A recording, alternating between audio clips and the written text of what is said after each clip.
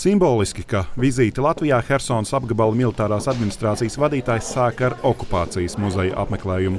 Un kāpēc tam atzina intervijā, abu valstu vēsturiskajās attiecībās ar agresoru valsti Krieviju ir daudz traģisku līdzību. Mierīgo iedzīvotāju nogalināšana, nolaupīšana, deportēšana, spīdzināšana, kā arī propagandas troksnis un viltus vēlēšanas, lai piesaktu okupācijas zvērības.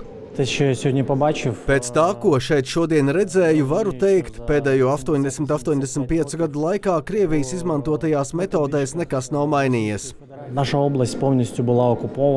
Mūsu apgabals bija pilnībā okupēts, vēlāk daļēji deokupēts. Tas, ko mēs šajā laikā piedzīvojām, precīzi atgādina jūsu tautas likteni, par ko nu pats stāstīju šeit muzejā. Līdzības ir nevien ciešanās, bet arī sīvā pretošanās garā un vēlmē turpināt mierīgu dzīvi par spīti kara briesmām.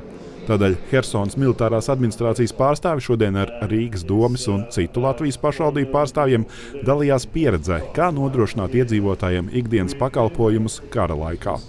Ir svarīgi, lai mēs būtu gatavi jebkuriem arī trakākajiem scenārijiem, jo tas, ko viņi nožēlo, ka viņi pirmo gadu bija ļoti lielā panikā un izmisumā, tāpēc, ka viņi nezināja, kā to visu procesu savākt un noturēt. Tagad ukraiņi guvuši smagu un asiņainu pieredzi, un diez vai kāds labāk par piefrontes pilsētām zina, kā pastāvīgu apšaužu situācijā nodrošināt iedzīvotājiem elektrību un siltumu, medicīnisko aprūpi, iespēju bērniem izglītoties un citas ikdienas dzīves vajadzības, un gatavi ar šīm zināšanām dalīties.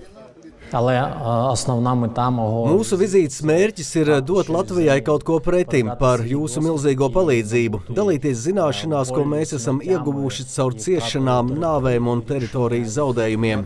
Tā nav teorija, bet reālās dzīves pieredze, ko esam ieguvuši caur sāpēm un draugu zaudēšanu.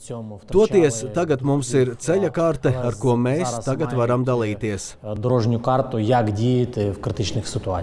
Rīt ar šo ceļu karti Hersonas pārstāvi dalīsies arī parlamentārā līmenī, tiekoties ar Saeimas aizsardzības komisijas un Nacionālās drošības komisijas deputātiem. Ģirds Zvirbulis, Ivors Žipickis, Latvijas televīzija.